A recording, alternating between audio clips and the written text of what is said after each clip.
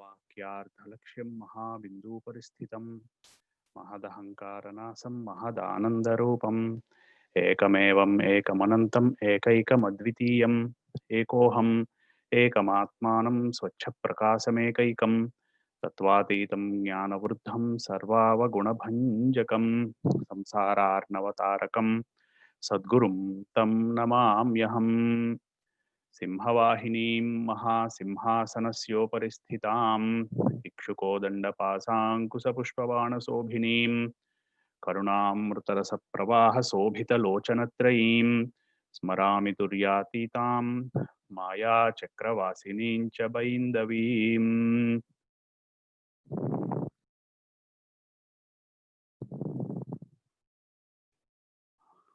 आदौ वन्दे गुरुनाथं श्रीमन्महाभैरवाख्यं कलौ समारम्भं गुरुं परशिवानन्दनाथम् अत्रनाथं महागुरुं योगशास्त्रप्रवर्तकं श्रीचतुर्युगनाथास्तु वन्दे लोकाद्यभिगोप्तृं सर्वमन्त्राद्यः प्रयोक्तृः सर्वविद्यामहोदधिः सर्वौघाश्च तत्त्वसारः सर्वौघाश्च मूलरूपः अत्र नाथः सदाशिवः तदाद्यानन्दभैरवः सर्वत्र सर्वसः वन्देऽहमस्मद्गुरुपर्यन्तः अनन्तश्रीविभूषित शिवयति महाशाक्तकुलाधीश्वर शाक्तानन्दपरमहंस श्री श्री श्री भैरवानंद महास्वामिने नमः।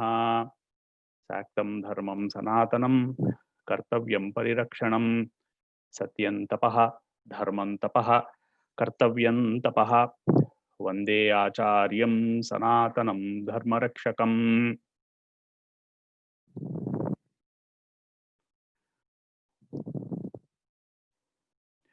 షోడశీ సత్సంగానికి నమస్కారం. శ్రీమాత్రే నమః. వినిపిస్తున్నానా?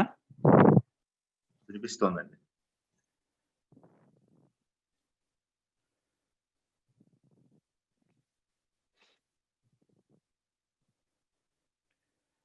చాలా విశేషమైనటువంటి విద్యా ప్రధానమైనటువంటి భాగంలో మనం మార్కండేయ పురాణాన్ని మనం ఇప్పుడు ప్రస్తుతం తెలుసుకుంటున్నాం. ఇందులో అంతర్భాగంగా స్వరోచిష చరిత్ర గురించి, స్వరోచిష మనువు అనేటువంటి ఆ స్వరోచిషుని యొక్క చరిత్రలో అతనికి ఆ స్వరోచిషుని యొక్క వంశావళి మన్వంతరాలు ఎలా అయ్యాయి అనేటువంటివి తెలుసుకుంటున్నాం. ఇందులో భాగంగా మనం 56-60 అధ్యాయాల మధ్యలో ఉన్నాము. 80వ అధ్యాయం మార్కండేయ పురాణంలో ఎంతో విశేషమైనటువంటి 700 శ్లోకాల సమూహంగా చెప్పబడేటువంటి సప్తశతీ మహామంత్రము అనేటువంటిది మనకి రానున్న అధ్యాయాల్లో చెప్పబడుతోంది. ప్రస్తుతం మనం తెలుసుకుంటున్నటువంటి ఈ విద్యలు, ఇందులో వస్తున్నటువంటి కథలో వస్తున్నటువంటి లేదా కథ ద్వారా మనకి ఋషులు చెప్తున్నటువంటి ఈ విద్యలు ఏవైతే ఉన్నాయో ఇవన్నీ కూడా తర్వాత రాబోయేటువంటి సప్తశతి మాలా మంత్రం ఏదైతే ఉందో, మహాకాళి, మహాలక్ష్మి, మహాసరస్వతుల యొక్క సమిష్టి స్వరూపమైనటువంటి చైతన్య స్వరూపం, మోసపోసినటువంటి చైతన్య స్వరూపం. అంటే అక్కడ కేవలము చైతన్యము మాత్రమే ఉంది. అందుకోసమని దాన్ని చండీ అన్నారు. చండీ అనేటువంటి పదానికి చండము అంటే చాలా చాలా ఎక్కువ అనేటువంటి అర్థం మనకు వస్తుంది. అందుకోసమని మహాకాళి, మహాలక్ష్మి, మహాసరస్వతుల యొక్క సమిష్టి స్వరూపమైనటువంటి ఈ చండీ పరమేశ్వరి యొక్క స్వరూపము గురించి తెలుసుకోవడానికి అందులో అంతర్భాగంగా శక్తి తత్వం ఏదైతే ఉందో ఈ శక్తి తత్వం చెప్పేటువంటి విద్యలు ప్రస్తుతం మనం తెలుసుకుంటున్నాం. ఎంతో విశేషమైనటువంటి శాక్తేయ ప్రధానమైనటువంటి విద్యల్ని మనం ఈ మార్కండేయ పురాణాంతర్గతంగా చెప్తున్నారు. మొట్టమొదటి శ్లోకం సప్తశతిలో వచ్చేటువంటి ప్రథమ అధ్యాయంలో వచ్చేటువంటి మొట్టమొదటి శ్లోకంలో స్వారోచిషేంతరే పూర్వం చైత్రవంశ సముద్భవ అనితో ప్రారంభమవుతుంది. అంటే స్వరోచిషమనువులో ఉన్నటువంటి చైత్రవంశములో పుట్టినటువంటి ఒకానొక రాజు అయినటువంటి సురధుడు ఇలా జరిగింది అని ఒక ఆఖ్యానం, అంటే ఒక కథ బేస్డ్గా మనకి చెప్పదలుచుకున్నటువంటి తత్వాన్ని మనకి ఋషులు చెప్తున్నారు. పరమేశ్వరి తన యొక్క విద్యని మార్కండేయుని ద్వారా క్రోష్టుకి, మార్కండేయుని ద్వారా క్రోష్టుకి జైమునికి అలాగ చెప్తున్నారని, ఫలానా వాళ్ళు ఇలా చెప్పారు అని వ్యాసుని ద్వారా మనకి, మనం కూడా ఇతఃపూర్వము ఎవరో ఒక మహానుభావుడు రాసినటువంటి పుస్తకం చదివి మన గురువుల దగ్గర ఇది తెలుసుకుని మనం మళ్ళీ దీన్ని తెలుసుకుంటున్నాం. అదే విద్యని వ్యాసుల వారు ఎలాగైతే బ్రహ్మాండ పురాణంలో లలితా సహస్రనామం ఉంది,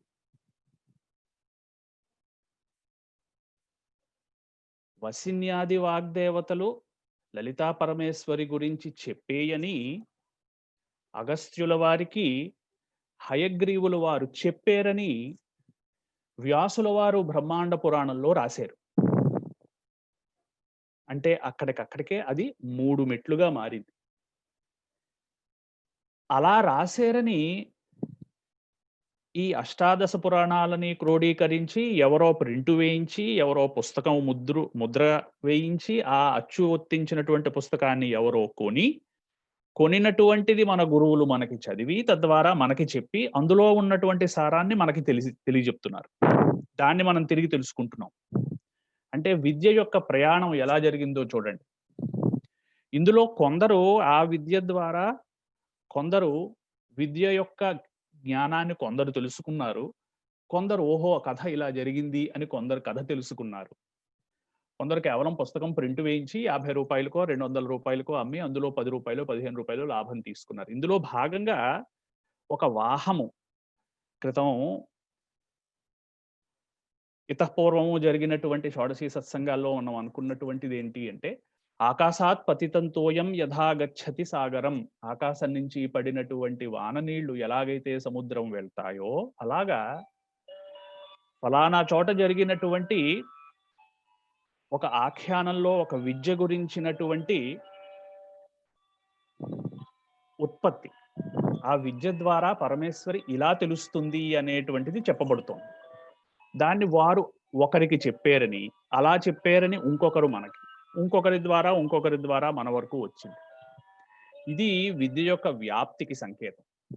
గురువులు పరమేశ్వరి మనకి ఇచ్చేటువంటి ఒక ప్రామిస్ ఏంటి అంటే, సరైనటువంటి వెతుకుతున్నటువంటి శిష్యునికి విద్య తాను మాతృస్వరూపమై తనకి తానే ఎలాగైతే సంతానము కొరకి ఎంచి ఎలాగైతే తల్లి వస్తుందో అలాగ విద్య పరమేశ్వరి విద్యాస్వరూపమై మన కోసమే పైనుంచి మెట్లు దిగి ఒకళ్ళు ఒకరికి చెప్పారు, ఇంకొకళ్ళు చెప్పారని అలాగ ఒక మెట్టు దిగి మన మధ్యలోకి వస్తోంది. దాన్ని తీసుకుని దాని ద్వారా ఆ స్రవత్పీయూషాన్ని మనం త్రాగి తద్వారా ఆ జ్ఞానాన్ని మనం పొందడం అనేటువంటిది మన యొక్క లక్ష్యం అవుతోంది.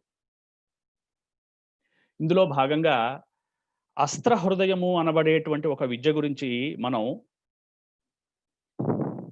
క్రితం షోడశీ సత్సంగంలో చెప్పుకున్నాం. ఈ అస్త్ర హృదయం యొక్క విశేషం సప్తశతిలో చెప్పబడేటువంటి సప్తశతికి ముందర చెప్పేటువంటి కీలకము అనేటువంటిది సప్తశతి కీలకము. విశుద్ధ జ్ఞాన దేహాయ త్రివేది దివ్య చక్షుషే శ్రేయ ప్రాప్తి నిమిత్తాయ నమః సోమార్ధధారిణేతో ప్రారంభమయ్యేటువంటి ఈ సప్తశతి కీలకానికి ఈ అస్త్ర హృదయానికి ఒక సంబంధం. అలాగే ఈ రోజు చెప్పబోయేటువంటి విద్య ఏదైతే ఉందో, ఈ రోజు చెప్పుకునేటువంటి ఆఖ్యానానికి ఎంతో విశేషమైనటువంటి శ్రీ విద్యకి చాలా దగ్గరైనటువంటి సంబంధం ఉంది. దాన్ని మనం ఈరోజు మన మధ్యలో విద్యని, పరమేశ్వరి స్వరూపాన్ని ఈరోజు విద్య ద్వారా మన యొక్క వాక్కుల ద్వారా ఆహ్వానిద్దాం. ముగ్గురు ముగ్గురు మిత్రురాళ్ళు, ఆ ముగ్గురు మిత్రురాళ్ళకి కలిగినటువంటి ఇబ్బందులు, ఆ ఇబ్బందులని ఎలాగా ఈ స్వరోచి అనబడేటువంటి ఆ స్వరోచి ఎలాగైతే అక్కడున్నటువంటి సమయంలో వారికి కలిగినటువంటి ఇబ్బందులని ఎలాగ తగ్గించి వాళ్ళని కాపాడాడు, తద్వారా ఎలాగ మనకి కథ ఇంతవరకు ఎలా నడిచింది అనబడేటువంటి దాంట్లో భాగంగా మనోరమ అనేటువంటి మొదటి ఒక విద్యాధరుని యొక్క కుమార్తె అయినటువంటి ఈ మనోరమ జరిగినటువంటి వృత్తాంతాన్ని తెలుసుకున్నాం.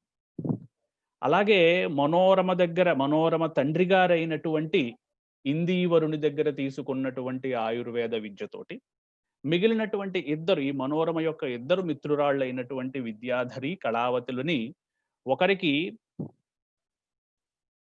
అధోకుష్టము ఊర్ధ్వక్షయ అనేటువంటి శాపం వచ్చింది. ఒకళ్ళు నడిచినటువంటి నడక సరిగ్గా లేదు. అంటే వాళ్ళు ఆ కైలాస పర్వతానికి వెళ్ళేటువంటి మార్గంలో వాళ్ళు చేసినటువంటి తప్పులకి ఒకళ్ళకి అధోకుష్టము అంటే నడుము కింద భాగానికి కుష్ఠవ్యాధి, ఊర్ధ్వ భాగానికి క్షయవ్యాధి వచ్చేవి వాళ్ళకి. అందుకోసమని ఈ స్వరోచి తాను నేర్చుకున్నటువంటి ఆయుర్వేద విద్య ద్వారా వారిద్దరినీ కూడా బాగు చేసి వారికి పట్టినటువంటి ఆ వ్యాధులని నివారణ చేస్తారు.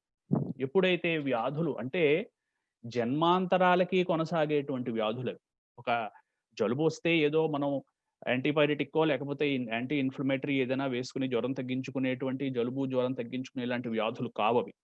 కుష్టు క్షయ అనేటువంటివి మహావ్యాధుల యొక్క ప్యాటర్న్ లోకి వస్తాయి. అందుకోసమని అటువంటి వ్యాధిని అతడు తగ్గించి తద్వారా వారిద్దరి ప్రేమకి కూడా పాత్రుడయ్యాడు ఈ స్వరోచి.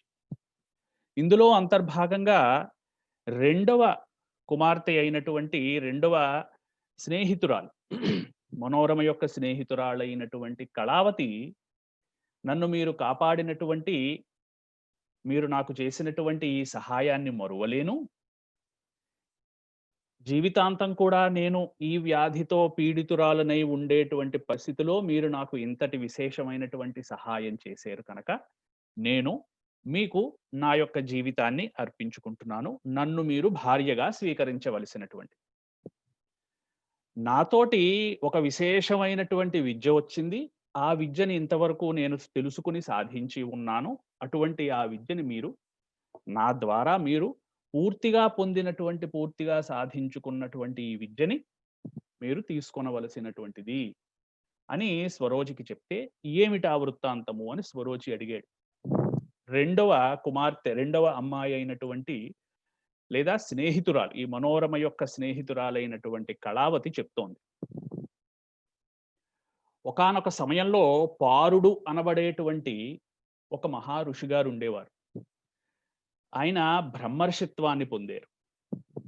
బ్రహ్మర్షి అంటే ఎవరైతే వేదాంగాలని చదువుకొని కర్మ మార్గం ద్వారా వారు చేస్తున్నటువంటి సంస్థాగతంగా వారికి అబ్బినటువంటి వేద అర్హతని వారు కాపాడుకుంటూ అందులోనే విశేషమైనటువంటి కృషి తపస్సు చేసి బ్రహ్మత్వాన్ని ఎవరైతే పొందారో, బ్రహ్మ అంటే మొత్తం సృష్టి అంతటికీ కూడా సాక్షిగా ఉండి తాను ప్రారంభం చేసి సృష్టి ఎక్కడి నుంచి వచ్చింది, సృష్టి ఎక్కడి వరకు వెళ్తోంది అని తెలుసుకున్నటువంటి వారందరిలోనూ కూడా ముందరున్నటువంటి బ్రహ్మగా వీరు ఆ పరబ్రహ్మ స్వరూపం గురించి తెలుసుకున్నారు కనుక అటువంటి వ్యక్తుల్ని బ్రహ్మర్షి అన్నారు. అలాగా వారు చేస్తున్నటువంటి క్రియలు, వేదాంగాలు లేకపోతే వేద విద్యార్హత, యజ్ఞయాగాది కర్మలు కాకుండా వేరే ఇంకా విశేషమైనటువంటి వారి జీవితంలో వారి పెద్దల నుంచి వచ్చినటువంటి కర్మ ఏదైతే ఉందో, అంటే వారి ఫ్యామిలీ ఆక్యుపేషన్ ద్వారా అది చేస్తూ వారి యొక్క వృత్తి ఆధారంగా చేస్తూ వృత్తిని తపస్సుగా చేసుకుని అటువంటి తపస్సులో బ్రహ్మత్వాన్ని పొంది పరబ్రహ్మాన్ని తెలుసుకున్నటువంటి వాళ్ళని కర్మయోగులు అన్నారు. అలాగా కర్మర్షి అంటారు వాడు. మనకి ధర్మవ్యాధుడు చెప్పులు కుట్టుకునేటువంటి వాడు. ఇలాగా ఎన్నో కథలు మనకి భారతంలోనూ మిగిలినటువంటి పురాణాల్లోనూ వస్తూ ఉంటాయి. వాళ్ళకున్నటువంటి వాళ్ళ ఆధారంగా వస్తున్నటువంటి సంస్థాగతంగా వస్తున్నటువంటి విద్యని ఆధారం చేసుకుని ఎవరైతే విశేషమైనటువంటి కృషి తపస్సు చేసి బ్రహ్మస్వరూపాన్ని తెలుసుకున్నారో అటువంటి వాళ్ళు. అటువంటి వాళ్ళలో పారుడు అనబడేటువంటి ఒకానొక బ్రహ్మర్షి ఒక స్థలంలో తపస్సు చేసుకుంటున్నారు. వసంత ఋతువు రావడంలో కలిగినటువంటి వసంత శోభ స్వతసిద్ధంగానే ఆ సమయంలో ఆహ్లాదంగాను ఆనందంగాను ఉండేటువంటి మనస్సుకి అక్కడికి ఒక ఎంతో విశేషమైనటువంటి ప్రతిభ,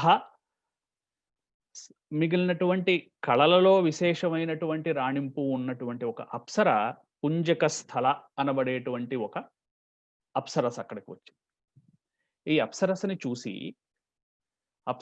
అప్సరస వలన రానున్న రోజుల్లో వారికి తర్వాత జరగబోయేటువంటి రానున్న రోజుల యొక్క జ్ఞానం ఈ పారునికి తెలుసును కనుక అప్సరసని మోహించి అప్సరస ఈ పారుడు కొన్ని రోజులు అక్కడ విహరించి తద్వారా వారికి కలిగినటువంటి సంతానము ఒక అమ్మాయి పుడుతుంది. అమ్మాయి పుడితే మనం పూర్వమే చెప్పుకొని ఉన్నాం. అప్సరసలు అనబడేటువంటి వాళ్ళు విశేషంగా వాళ్ళకి అంటే నీటి యొక్క ప్రకృతి కలిగి ప్రపంచంలో ఎంతో విశేషమైనటువంటి మలుపులు తిప్పేటువంటి లోకోపకారకమైనటువంటి వ్యక్తుల యొక్క జననానికి ఈ అప్సరసలు కారకం అవుతారు. వారిని ఏ కారణం చేతనైనా సరే మనం వాళ్ళని కించ చేత చూడకూడదు, ఏహ్యభావంతో అసలు చూడకూడదు. ఎంతో ఒక నిర్దేశితమైనటువంటి పూర్వ నిర్దేశితమైనటువంటి కార్యము కొరకు ఇటువంటి ఈ వ్యక్తులు వచ్చి లోకోపకారకమైనటువంటి పనులు చేసి తిరిగి మళ్ళీ వారికి ఏ రకమైనటువంటి సంబంధము లేకుండా మళ్ళీ తిరిగి వారి లోకాలకి వెళ్ళిపోతూ ఉంటారు. ఇటువంటి కథలు మనకి తెలుసుకుని ఉన్నాం మనం.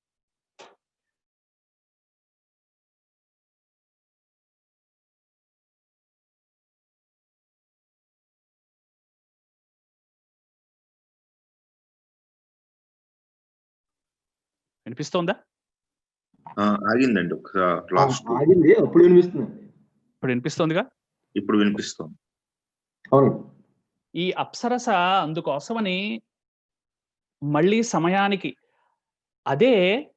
ఆ సమయానికి అలాగా జరిగేలాగా ఎక్కడి నుంచో ఒకరు వచ్చి అక్కడ ఉన్నటువంటి వారికి ఒక రకమైనటువంటి మనస్సులో స్పందన కలిగించేటువంటి సమయం ఏదైతే ఉందో ఇటువంటిది తయారు చేస్తుంది, ఇటువంటిది కల్పిస్తుంది కనుక పరమేశ్వరికి ఒక నామం ఉంది. లలితా సహస్రంలో ధన్య అనబడేటువంటి ఒక నామం ఉంది. అలాగా అంతకు ముందర లేనటువంటి ఏమీ ఎవరూ ఊహించినటువంటి ఆలోచన పరిస్థితుల్ని అక్కడ అలా తయారు చేసి ఎంతో విశేషమైనటువంటి లోక కళ్యాణానికి కారకం అయ్యేలా చేస్తుంది కనుక లలితా పరమేశ్వరి యొక్క నామంలో రాజరాజేశ్వరి యొక్క నామాలకి ధన్య అనబడేటువంటి చాలా ధన్యురాలు. ఎందుకు అంటే ఈ రకమైనటువంటి మార్పులు తీసుకొచ్చి కాలంలో తద్వారా ప్రపంచాన్ని నడిపించేటువంటి ఈ సర్గని నడపడానికి కారకం అవుతుంది. అలాగా అన్నీ కూడా త్యాగం చేసి కేవలము బ్రహ్మమందే లయమయ్యి అటువంటి బ్రహ్మని చూస్తూ శరీరాన్ని కేవలము నిలబెట్టుకోవడానికి మాత్రమే వాడుకుంటూ, ఎందుకంటే శరీర మాధ్యం ఖలు ధర్మ సాధనం, శరీరాన్ని ఒక మాధ్యమంలో వాడుకుంటూ చాలా ధర్మ సాధనాలను చేస్తున్నటువంటి ఆయన పారుడు ఈ అప్సరసని చూసి అప్సరసని మోహించి అప్సరసతోటి కొన్ని రోజులు అక్కడ విహరించి తద్వారా వారికి సంతానం కలిగాక ఇది కారకం, దీనికి కారణం ఇది అయింది కనుక ఈ సంతానంతోటి ఇంక నేను సంబంధం పెట్టుకోను అని సంతానంతో సంబంధం పెట్టుకోకుండా పారుడు మిగిలినటువంటి తన యొక్క తపస్సు చేసుకోవడానికి తిరిగి తన తపస్సులోకి వెళ్ళిపోయాడు. నా యొక్క స్వతసిద్ధమైనటువంటి నా యొక్క లక్షణము స్థానము ఇది కాదు, నేను ఇక్కడికి వచ్చినటువంటిది కేవలము ఈ రకమైనటువంటి కార్యము ప్రపంచానికి ఒక విశేషమైనటువంటి మలుపు ఇచ్చేటువంటి లోక కళ్యాణమే కారకమైనటువంటి ఒక సంతానాన్ని ఇవ్వడం కోసము అని తెలిసినటువంటి అప్సరస ఆ సంతానంతో సంబంధం పెట్టుకోకుండా తన లోకాలకి తాను వెళ్ళిపోయింది. గమనించండి పరిస్థితి. వారునికి ఈ అప్సరస పుంజక స్థలకి వారి వారి కారణాలు బలంగా ఉన్నాయి. కానీ ఈ సంతానమైనటువంటి ఆ చిన్న పాప, ఆ బాలిక భయంకరమైనటువంటి అడవిలో అలా ఉంది. ఎంతో ఇబ్బందికరమైనటువంటి ఆ అడవిలో కేవలము వారికి పరమేశ్వరి అనుగ్రహము ఉన్నంది కనుక ఏ రకమైనటువంటి ఇబ్బంది కలగకుండా చంద్రుని యొక్క కళల వలన ఆ అమ్మాయి పోషింపబడి, ఆ అమ్మాయి చంద్రుని యొక్క కళల చేత పెరిగి పెద్దదయ్యి యుక్త వయస్సుకు వచ్చింది. మనం కొన్ని సంవత్సరాలు ఈ వ్యాసుల వారైతే ఆ శ్లోకంలో ఒక లైన్లో రాశారు, కొన్ని సంవత్సరాలకి ఆ అమ్మాయి పెద్దదైపోయింది చంద్రకళలను తీసుకుంటూ అని. అయితే చంద్రకళల వలన పెద్దవాళ్ళు అవుతారా? చంద్రకళలు ఏమిటి, పెద్దవాళ్ళు అవడం ఏమిటి? చిన్న పాపాయి అసలు పుట్టినటువంటి బాలిక తల్లిదండ్రుల యొక్క ఏ రకమైనటువంటి సంబంధం లేకుండా, పోనీ ఎవరో పెంచారు అంటే అర్థం ఉంది. ఎవరో పెంచకుండా ఒక ఘోరమైనటువంటి అరణ్యంలో భయంకరమైనటువంటి జంతువులు, విషసర్పాలు మొదలైనటువంటి ఉండేటువంటి ఒక అడవిలో చంద్రుని యొక్క కిరణములు చేత, కొన్ని చంద్రుని కిరణములు ప్రతిరోజు సమంగా ఉంటాయా? వృద్ధి క్షయాలు ఉంటాయి. 15 రోజులు వృద్ధి, 15 రోజులు క్షయ. 15 రోజులు అయితే కిరణాలు ఏమీ ఉండవు. అమావాస్య నాడు అసలు ఉండదు, పూర్తి చీకటిగా ఉంటుంది. ఇటువంటి పరిస్థితుల్లో కేవలము చంద్రుని వలన ఆధారపడి, చంద్రుని యొక్క కిరణాల మీద ఆధారపడి ఈ బాలిక పెద్దది. చంద్రుని యొక్క కళల చేత తాను పెద్దదైంది కనుక, పోషింపబడినటువంటిది కనుక ఆమెకి కళాధరి లేదా కళావతి అనేటువంటి పేరు స్వతసిద్ధంగా సంపాదించుకుంది అమ్మాయి. నామకరణం, అన్నప్రాసన, చౌలం లాంటి కర్మలు ఎవరో చెయ్యలేదు. స్వతసిద్ధంగా చంద్రుని యొక్క కిరణాల వలన సంపాదించుకుంది. ఇక్కడ మనం ఇది చాలా జ్ఞాపకం పెట్టుకుని, ఇదే ఈ కథకి మలుపు. మనం తెలుసుకోవాల్సినటువంటి విద్యకి ప్రాధాన్యం ఇదే. ఏమిటి ప్రాధాన్యత అంటే చంద్రుని యొక్క ప్రాధాన్యత. ఇతఃపూర్వము మనం షోడశీ సత్సంగంలో చెప్పుకున్నాం, సూర్య చంద్రులు ప్రతి ఒక్క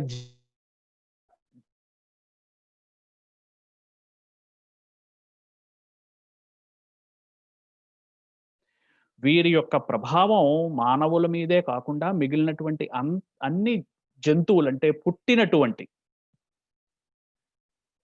పుట్టినటువంటి జంతుజాలం మీద, అన్నిటి మీద ఉంటుంది.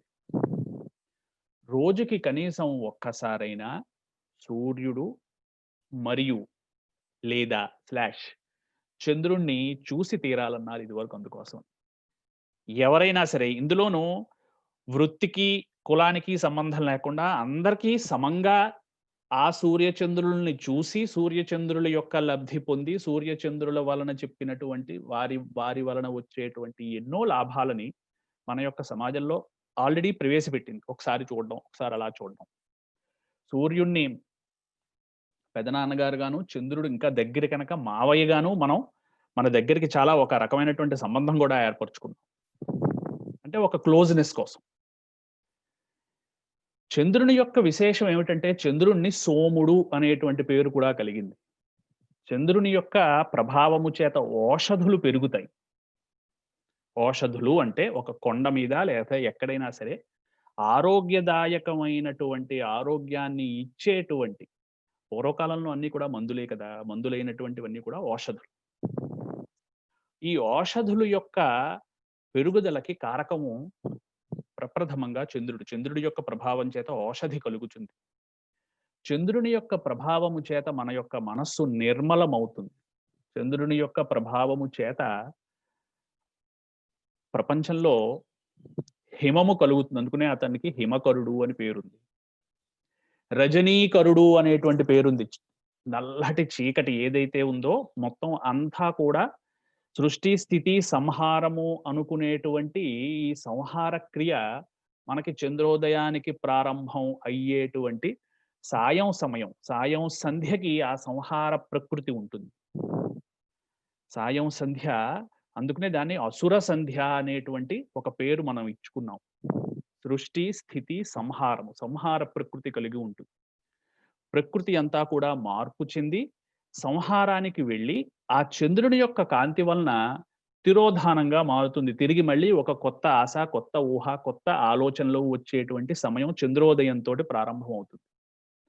చంద్రోదయానికి చంద్రుని యొక్క ఇంకా మనం చాలా ఫిజికల్ గా చెప్పుకుంటున్నాం. ఇంకా విశేషంగా చెప్పుకోవాలి అంటే శ్రీ విద్యగా చెప్పబడేటువంటి శ్రీ విద్య అంటే ఆ ఆ మార్గంలో శ్రీతో ప్రారంభమయ్యి శ్రీతో అంతమయ్యేటువంటి మంత్రము కలిగినటువంటి విద్య కనుక శ్రీ అంటే అన్నిటినీ ఇచ్చి అన్నిటిలోనూ ఉంచేటువంటి లక్షణము కలిగి ఉన్నది కనుక అన్ని రకములైనటువంటి విశేషాలన్నిటికీ కూడా అంటే ఒక గౌరవం, అంటే దానికి ఆ పేరు ఉంది అంటే ఒకళ్ళకి ఒక గౌరవం, లేకపోతే ఒకళ్ళ ఒక ఐడెంటిటీ లేదా అస్తిత్వం కలిగించాలి అంటే ముందర శ్రీ రాస్తాం. అంతవరకు ఐడెంటిటీ లేదు. అందుకోసమని ఇది శ్రీ అనబడేటువంటి ఈ శ్రీ విద్య శాక్తేయంలో ఒక అంతర్భాగం. శక్తి ప్రాధాన్యమైనటువంటి మొత్తం ఈ ప్రపంచంలో ఉన్నటువంటి విద్యలలో శ్రీ విద్య ఒక అంతర్భాగం. అటువంటి శ్రీ విద్య చంద్రుని యొక్క కళల వలన చాలా విశేషమైనటువంటి పాత్ర కలిగి ఉంటుంది. అందుకోసమే దాన్ని చంద్రకళా విద్యగా కూడా మనం చెప్పుకుంటాం. ఇందులోనే మనకి 16 షోడశ నిత్యలు, చంద్రునికి ఉన్నటువంటి షోడశ కళలు. 16 కళలు ఏంటి? ఇక్కడ మనకు తెలుసున్నటువంటి వాళ్ళు ఉన్నారు చాలా మంది. 16 కళలు, చంద్రుని 16 కళలు.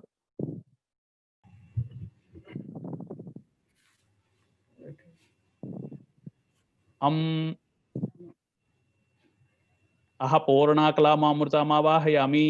మనం చాలా రోజులు పూజలు చేసినటువంటి వాళ్ళు ఉన్నారు. 16 కళలు. అకారం నుంచి అహ విసర్గ వరకు వచ్చేటువంటి 16 అక్షరాలు అచ్చులతోటి వీటిల్ని పోలుస్తాము. మిగిలినటువంటి అన్ని మనం మంత్రాత్మకంగా చెప్పుకోవాలి అంటే తర్వాత ఉన్నటువంటి హల్లులకి ఒక అస్తిత్వము రావాలి అంటే ఈ అచ్చులతో కలవాలి. క అనేటువంటి అచ్చుకి అకారము కలిస్తేనే అది కాగా మారుతోంది, లేకపోతే అది హ్రస్వమే, అంతవరకు అది సగమే, దానికి పూర్తిత్వం లేదు. అందుకోసం ఈ చంద్రకళా విద్య అనేటువంటిది విశేషమైనటువంటి. సరే, ఇవన్నీ ఈ బ్యాక్గ్రౌండ్ లో చంద్రుని యొక్క కళల వలన పెరిగినటువంటి ఈ కళాధరి ఎవరైతే ఉందో ఆమె స్వతసిద్ధంగానే చంద్రుని యొక్క ప్రేరణ వలన శరీరములో ఉన్నటువంటి నాడీ మండలముల యొక్క సమూహములు ఏవైతే ఉన్నాయో అవన్నీ కూడా స్వతసిద్ధముగా చంద్రుని యొక్క కళల యొక్క ప్రభావము వలన శుద్ధి చెంది అవి అన్నీ కూడా పూర్తి చైతన్యవంతముగా తాను చేసుకుని ఉంది యుక్త వయస్సుకి వచ్చే నాటికి. చంద్రుని యొక్క కళల యొక్క ప్రభావము, వాటి యొక్క విశేషం ఏమిటి అంటే శరీరంలో నాడీ మండలములు ఉంటాయి. నాడీ మండలాలకి మనం చక్రాలు అనేటువంటి ఒక పేరు పెట్టాము. నాడీ మండలాలకే వాటికి మనం కమలము లేదా పద్మము అనేటువంటి పేర్లు పెట్టాము. ఫలానా చక్రం ఫలానా చోట ఉంటుంది అని. మనకి ఈ రోజుల్లో ప్రస్తుతం ఉన్నటువంటి వాట్సాప్ యూనివర్సిటీ యొక్క పుణ్యమాని చిన్నపిల్లల దగ్గర నుంచి అందరికీ కూడా కుండలిని విద్య గురించి అందరికీ తెలిసిన విషయమే. ఈ ప్రభావము చంద్రుని వల్ల ముఖ్యంగా ప్రభావితం అవుతుంది.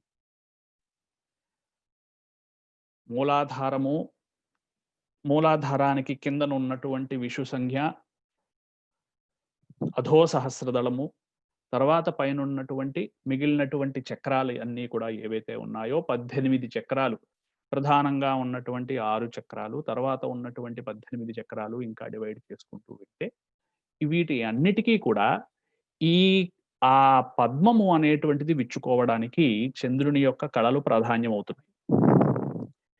ఈ చంద్రుని యొక్క కళలు ఏవైతే ఉన్నాయో వీటిల్ని ఆమె పూర్తిగా తెలుసుకుంది కనుక ఆ కళాధరికి పూర్తిగా ఆమె ఈ చంద్రకళా విద్య యందు స్వతసిద్ధంగానే యుక్త వయస్సు వచ్చే నాటికి ప్రవేశము కలిగింది. ఒకానొక నాడు ఒక అడవిలో ఒంటరిగా ఉంది. అక్కడికి ఒక గంధర్వుడొచ్చి, "నువ్వు చాలా బాగున్నావు.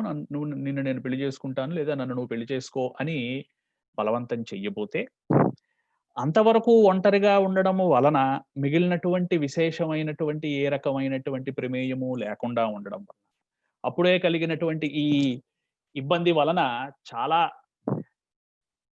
భయకంపితురాలయ్యి, జీవితము ఇంక తర్వాత ఏం చెయ్యాలో తెలియక ఒక ఎత్తైనటువంటి అక్కడున్నటువంటి కొండ మించి దూకడానికి ప్రయత్నం చేస్తుంది ఈ కళావతి. అప్పుడు పరమేశ్వరుని యొక్క శక్తి అయినటువంటి పరమేశ్వరి ఆమెకి ప్రత్యక్షమయ్యి, "నువ్వు చావవలసినటువంటి అవసరము లేదు. నీకు ఏ రకమైనటువంటి భయము లేదు. స్వతసిద్ధంగానే ఎవరూ నీకు చెప్పకుండానే నీకు చిన్నప్పటి నుంచి కూడా చంద్రకళా విద్య వలన ఒక విశేషమైనటువంటి విద్య వచ్చింది. ఆ విద్య పేరు పద్మినీ విద్య. ఈ పద్మినీ విద్య యొక్క విశేషము వలన నీకు కావలసినటువంటి నిధులు, కావలసినటువంటి సిద్ధులు, ఇది కావాలి, ఇది అక్కర్లేదు అనకుండా అప్పటికి అవసరమైనటువంటిది ఏదైతే ఉందో అది నీకు కలుగుతుంది. నువ్వు భయపడాల్సినటువంటి విషయం లేదు. నీకు ఈ రకమైనటువంటి ప్రస్తుతం సంభవించినటువంటి ఇబ్బంది పోయి, స్వరోచి అనబడేటువంటి ఒక వ్యక్తితోటి నీకు వివాహం జరుగుతుంది. ఆ వివాహము అతని యొక్క భార్య ద్వారా నీ యొక్క సంతానము రాబోయేటువంటి రోజులలో ఇంకొక మనువుగా అవుతారు కనుక, ప్రస్తుతం ఈ వ్యర్థమైనటువంటి ఈ ఈ ఆత్మహత్యా ప్రయత్నం మానుకొని నువ్వు యథాతథంగా నువ్వు ఎలా ఉన్నావో అలాగే ఉండు. నీకు తొందరలోనే ఈ ఇబ్బంది నుంచి నీకు రక్షణ కలుగుతుంది" అని స్వయంగా పరమేశ్వరి శక్తి ప్రత్యక్షమయ్యి ఆమెకి చెప్తుంది. ఈ విద్య పేరు పద్మినీ విద్య. ఎవరైతే నా యొక్క విశేషమైనటువంటి 15 మంత్రాల ద్వారా నన్ను చెప్పేటువంటి విశేషమైనటువంటి స్తోత్రం గురించినటువంటి అర్థం తెలుసుకుంటారో వారికి ఈ పద్మినీ విద్య తెలుస్తుంది. పాద్మ సంహిత అని ఒక పుస్తకం ఉంది. పాద్మ సంహిత విశేషమైనటువంటి లక్ష్మీ ప్రధానమైనటువంటి చాలా అరుదైనటువంటి పుస్తకం. అది పద్మపురాణము, అహిర్బుధ్య సంహిత మొదలగునైనటువంటి వాటి నుంచి తీసి క్రోడీకరించి తీసినటువంటి రాసిన. అందులోనూ ఈ పద్మినీ విద్య గురించి చాలా డీటెయిల్డ్ గా మనకి ఉంది. 15 స్తోత్రాల్లో పరమేశ్వరి యొక్క స్తుతి ఏంటి?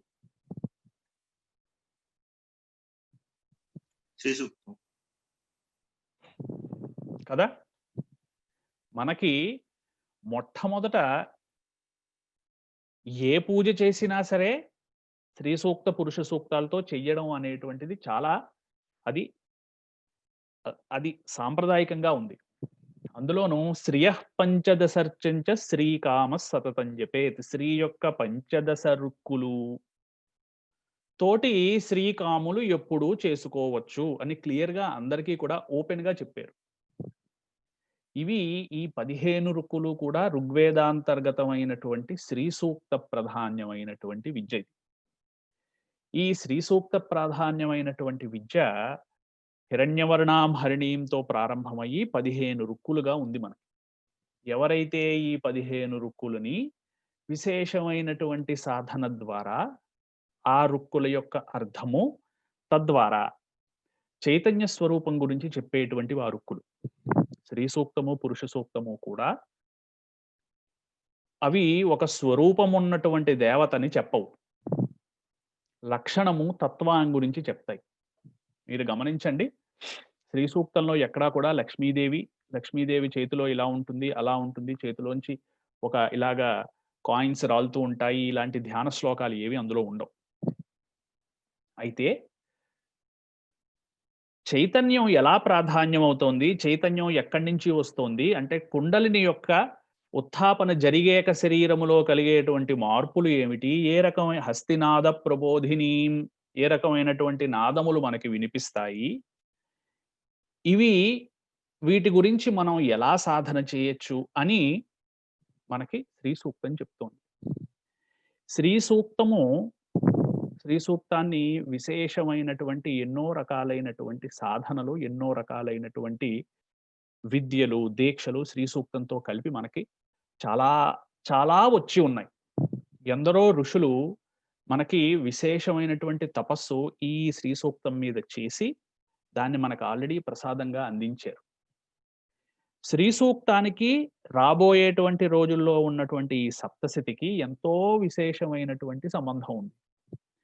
శ్రీ సూక్తంలో ఉన్నటువంటి రుక్కులతోటి సప్తశతిలో ఉన్నటువంటి శ్లోకాలని సంపుటీకరణం చేసి చదివేటువంటి విధానాలు చాలా విరివిగా ప్రచురితంగా ఉన్నాయి మన దగ్గర ప్రపంచంలో. అంటే ఈ విద్యలన్నీ కూడా తర్వాత రాబోయేటువంటి దాన్ని చెప్తున్నాయి. ఎవరైతే చంద్రకళలని ఆధారంగా చంద్రకళలని అర్థము చేసుకుని, చంద్రకళలని తెలుసుకుని, చంద్రకళల ద్వారా ఈ శ్రీ సూక్తంలో ఉన్నటువంటి రుక్కులని, వాటి యొక్క అర్థాన్ని, ఆ శబ్దాంతర్గతంగా వస్తున్నటువంటి తత్వాన్ని తెలుసుకుంటారో, వారి యందు ఉన్నటువంటి యోగ మార్గములో ఉన్నటువంటి పద్మము, కమలము సూర్యుని వల్ల విచ్చుకుంటుంది, పద్మము చంద్రుని వల్ల విచ్చుకుంటుంది. ఇది మనకి ప్రపంచంలో తెలిసినటువంటి విషయం. సూర్యుడి యొక్క కిరణాలు పడిన వెంటనే కమలము విచ్చుకుంటుంది. అలాగే పద్మం అనేటువంటిది చంద్రుని యొక్క కిరణాలు పడినటువంటి వెంటనే సాయంత్రం విచ్చుకునేటువంటిది. కలువ అంటాం తెలుగులో దాన్ని. ఈ కలువ పువ్వులు, ఆ బయట చెప్పేటువంటి కలువ పువ్వులు లోపల ఉండేటువంటివి అంతర్గతంగా మనకు ఉన్నటువంటి చక్రాలు. ఈ చక్రాల యొక్క వికసనం చంద్రుని యొక్క కళల వల్ల జరుగుతుంది. ఈ విద్యయే పద్మిని విద్య. ఇది ఆ విద్యాధరి తాను తెలుసుకుని, ఆ కళావతి తాను తెలుసుకుని, దాన్ని అప్రయత్నంగానే సాధించి, తద్వారా చైతన్యవంతమైనటువంటి జీవితాన్ని నడుపుతూ యుక్త వయసుకు వచ్చింది. మనం తెలుసుకోవలసినటువంటి మనం సాధనలో జ్ఞాపకం పెట్టుకోవలసినటువంటిది కూడా, నిత్యము సూర్యచంద్రులలో ఇద్దరిని, అమావాస్య రాత్రులలో కనీసం సూర్యుడినైనా సరే ప్రత్యేకంగా వారి యొక్క కళలని, వారి యొక్క కిరణాలని మనం తీసుకోవాలి. సూర్యునికేసి చూడడము కాదు. అంటే అటువంటి ఓం నమో భగవతే సూర్యాయ అహో వాహిన్యహో వాహిన్యహో వాహిని స్వాహ అంటే ఒక రకమైనటువంటి వాహములాగా ఆ కిరణాలు వస్తున్నాయి. ఆ కిరణాలు నాలో ఉన్నటువంటి అంతర్గతంగా ఉన్నటువంటి పాపాలని చంపి, నాలో ఉన్నటువంటి చైతన్యాన్ని జాగృతము చేస్తున్నాయి అనేటువంటి భావనతో చూడాలి. సూర్యుని యొక్క కిరణముల వలన కంటికి, శరీరానికి, ఆరోగ్యానికి ఎంతో లాభం. సైన్స్ కూడా చెప్తోంది అని మనం చెప్పుకోనక్కర్లేదు. సైన్స్ అనేటువంటిది ఈ మధ్య వచ్చింది. స్వతసిద్ధంగానే మనం ఉన్నటువంటి గురించి మనం మాట్లాడుకుంటున్నాం. దేన్ని కించపరచటం లేదు. ఏది ఒకదానికంటే ఎక్కువ తక్కువ కాదు. మనకి ఒక రకమైనటువంటి అలవాటు ఏంటి అంటే, సైన్స్ కూడా అదే చెప్తోంది అని తర్వాత చెప్పడం. నమ్మకము అనేటువంటి ఒక దాని మీద ఉంటే మిగిలినటువంటిది అంతా కూడా అలాగే వస్తుంది. కాబట్టి మనం సైన్స్ ఉంది అని మనం ఎడిషనల్గా దానికి రిజాయిండర్ పెట్టుకోనక్కర్లేదు. లక్షణం అది లక్షణం. చంద్రకిరణాల యొక్క లక్షణం అది. మనస్సుని ప్రశాంతపరిచి, మనస్సు యొక్క లక్షణాలని మనకి తెలియజెప్పేటువంటి తత్వము కలిగినటువంటివి ఆ చంద్రకిరణాలు. కాబట్టి మనం తప్పకుండా చంద్రుని యొక్క కిరణములని మనం స్వీకరించి, వాటి నుంచి మనం వృద్ధి పొందేటువంటి ప్రయత్నము ప్రతి ఒక్కరము చెయ్యాలి. ఆ చేసేటువంటి ప్రయత్నము శ్రీ సూక్తంతో కలిపి చేసేమనుకోండి, అది సాధనగా మారుతుంది. కేవలము దర్శనము నుంచి సాధనగా మారాలి అంటే శ్రీ సూక్తము యొక్క పారాయణ, శ్రీ సూక్తము యొక్క చదువుకోవడం, శ్రీ సూక్తం యొక్క అర్థము తెలుసుకోవడం, ఇవన్నీ కూడా శ్రీ సూక్తంలో మనకి స్వతసిద్ధంగానే చెప్పినటువంటి, ఋగ్వేదం మనకి ఇచ్చినటువంటి ప్రసాదం శ్రీ సూక్తము, పురుష సూక్తము, మన్యు సూక్తము మొదలగునటువంటి అన్ని సూక్తము. మంచి మాట. సూక్తములన్నీ కూడా ఋగ్వేదాల్లోంచి వచ్చాయి మనకి.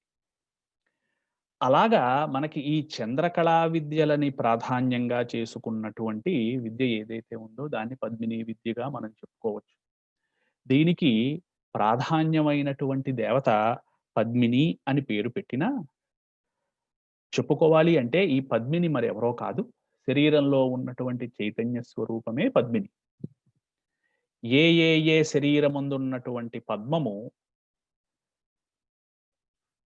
ఆ చైతన్యం యొక్క జాగృతి వలన మనకి ఊర్ధ్వముఖమై ఉత్థాపనం అవుతుందో, అక్కడ ఆ పద్మమునందు ఆ చైతన్యము పద్మినిగా పేరు పొందింది.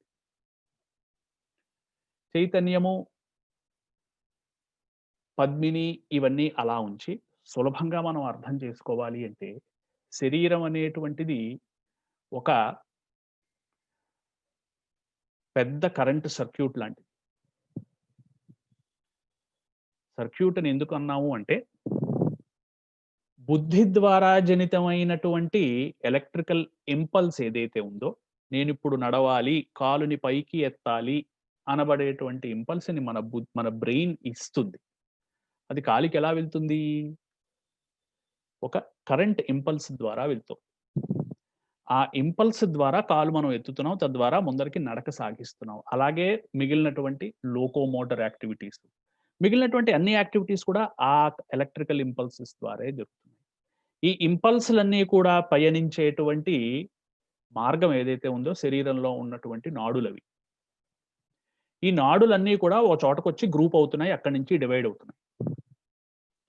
అయితే సెన్సెస్ ఏమిటి చేస్తాయి అంటే, సెన్సెస్ అంటే ఏమిటి? దృష్టి, కంటి చూపు, వాసన, రుచి, మాట అంటే శబ్దము, స్పర్శ. ఈ సెన్సెస్ ఏం చేస్తాయి అంటే, ఈ ఎలక్ట్రికల్ ఇంపల్సెస్‌ని బాగా డివైడ్ చేసేస్తాయి, డిసిపేట్ చేస్తాయి. కన్ను అలా చూస్తోంది అంటే అలా ఇంపల్సెస్ జనరేట్ అవుతూ ఉంటాయి. ఎంత చూస్తున్నామో కొత్త అలా ఇంపల్స్ జనరేట్ అవుతోంది. బ్రెయిన్ అలా స్వీకరిస్తోంది. ఇది ఇలా ఉందన్నమాట, ఇది ఇలా ఉందన్నమాట, ఇది ఇలా ఉందన్నమాట. ఇన్ని ఫోటోలున్నాయి, ఇంతమందున్నారు, ఈయన వెళ్ళిపోయారు, ఈయన లాగ్ ఆఫ్ అయ్యారు, ఈయన లాగిన్ అయ్యారు. ఇది గమనిస్తూ ఉంటుంది. ఎప్పుడైతే ఆ సెన్స్‌ని ఆపేస్తామో ఆ ఇంపల్స్ ఆగుతుంది. స్వతసిద్ధంగా శరీరంలో ఉన్నటువంటి జీవశక్తి యొక్క ఇంపల్సెస్ మాత్రమే ఉంటాయి. అవి వాటిల్ని శరీరంలో ఉన్నటువంటి శక్తిని జాగృతం చెయ్యడానికి ఉపయోగిస్తాం.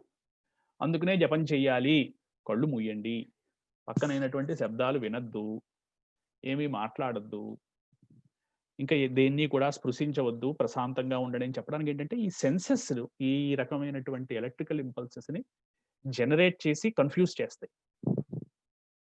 అందుకోసమని వాటిల్ని మనం క్లోజ్ చేసి, అలాగా స్వతసిద్ధంగా ఉన్నటువంటి శరీరంలో ఉన్నటువంటి ఆ ఎనర్జీని మనం కాన్సంట్రేట్ చేసి ఎప్పుడైతే కాన్సంట్రేట్ చేయడం మొదలెట్టామో అది పైకి వెళ్ళడం మొదలెడుతుంది. అది దాని యొక్క లక్షణం. అలాగ పైకి వెళ్ళినటువంటి కాన్సంట్రేషన్ ద్వారా మొత్తం శరీరం అంతా కూడా జాగృతం అవుతుంది. అదే మనం చెప్తున్నటువంటి యోగము, చైతన్యము, కుండలిని యోగము, ఇలాగ చాలా పేర్లొచ్చాయి. ఇందులో మనం తెలుసుకుంటున్నటువంటి ఈ ద్వారా చెప్పినటువంటిది ఏదైతే ఉందో దీన్ని చంద్రకళా విద్యగా మనం చెప్పుకోవచ్చు. అయితే నిత్యల ద్వారా నిత్యా షోడశి కారణవము, లేదా మిగిలినటువంటి 16 నిత్యల ద్వారా, లేదా మిగిలినటువంటి చంద్రకళల యొక్క 96 కళలు, 96 కళలలో చంద్రకళలు కలిపి చేసేటువంటి ఇలాంటి రకరకాలైనటువంటి సాధనలున్నాయి. వాటిని మనం ఇప్పుడు మాట్లాడుకుని కన్‌ఫ్యూజ్ అయ్యేటువంటి పరిస్థితి కాదు. మనం తెలుసుకోవాల్సినటువంటిది ఏమిటి అంటే, చంద్రుని యొక్క ప్రభావము చాలా విశేషంగా ఉంది. అటువంటి చంద్రునికి మన యొక్క జీవితంలో, మన యొక్క రోజులో తప్పకుండా మనం భాగమిచ్చి, స్వతసిద్ధంగానే ఫ్రీగా మనకి దొరుకుతున్నటువంటి ఎంతో విశేషమైనటువంటి లభిస్తున్నటువంటి అవకాశం. ఆ అవకాశాన్ని మనం వినియోగించుకొని తద్వారా మనం ఊర్ధ్వగతులు అవ్వడానికి చాలా విశేషం. ఈ శ్రీ సూక్తంలో పారాయణ విధానాలు, శ్రీ సూక్తంలో కొన్ని రుక్కులు, ఆ శ్రీ సూక్తంలో రుక్కులకి మంత్ర పరంగా ఉన్నటువంటివి, ఇలా చాలా రకాలైనటువంటి సాధనాలున్నాయి. ఇవన్నీ కూడా ఈ విద్యలో భాగాలు. దీన్ని మనకి ఒక సూచీప్రాయంగా ఈ పురాణంలో పద్మిని విద్య అనబడేటువంటి ఒక పేరుతోటి మనకి చెప్పడం జరిగింది. తర్వాత రాబోయేటువంటి సప్తశతికి కూడా శ్రీ సూక్తంలో ఉన్నటువంటి కొన్ని రుక్కులతోటి అనుబంధం చేసి సంపుటీకరణము సకలీకరణము చేసి సాధనలు చేసినటువంటి మనకి ఉపాయాలు ప్రయోగాలు చాలా చెప్పారు మనకి. తద్వారా ఎంతో విశేషమైనటువంటి శక్తి, ఎంతో విశేషమైనటువంటి కృపా కటాక్షాలు పొందవచ్చు అని మనకి తెలుసున్నటువంటి విద్యలు ఉన్నాయి. అందుకోసమని శ్రీ సూక్తానికి మనం విశేషమైనటువంటి గౌరవము, విశేషమైనటువంటి ప్రాధాన్యత ఇచ్చి, చంద్రునికి విశేషమైనటువంటి ప్రాధాన్యత ఇచ్చి, మన యొక్క సాధనా మార్గంలో వారి యొక్క ప్రమేయాన్ని మనం గుర్తించాలి. ఈ మార్కండేయ పురాణాంతర్గతంగా నాకు ఇటువంటిది కలిగింది, స్వయంగా పరమేశ్వరి వల్ల నాకు ఈ రకమైనటువంటి ప్రేరణ కలిగి, తద్వారా కొన్ని రోజుల్లో నీ యొక్క దర్శనం కలిగి ఇలాగ నీకు భార్యనయ్యేటువంటి అవకాశం నాకు కలిగింది అని ఈ కళావతి తను సంపాదించుకున్నటువంటి ఈ పద్మిని విద్యని స్వరోచికి ఇస్తున్నట్టుగా ఇచ్చి మనందరికీ చెప్పబడింది. అది ఒక కారణమైంది మాత్రమే కథలో. అలాగా రెండవ ప్రధానమైనటువంటి విద్యగా చెప్పబడేటువంటి పద్మిని విద్య అనేటువంటిది బయటికి చెప్పబడింది ఈ మార్కండేయ పురాణాంతర్గతంగా.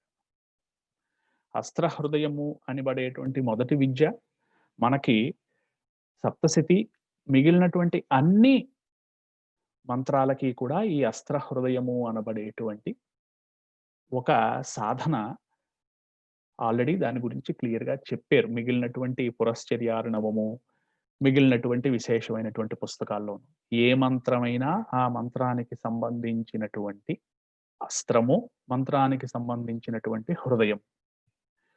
సో మంత్రానికి యొక్క హృదయము, మంత్రం యొక్క హృదయ బీజము, మంత్రము యొక్క అస్త్ర బీజము తో కలిపి ఆ మంత్రాన్ని చెయ్యడం అనేటువంటిది ఆ మంత్రాన్ని అస్త్రంగా వాడడం జరుగుతుంది. ఇది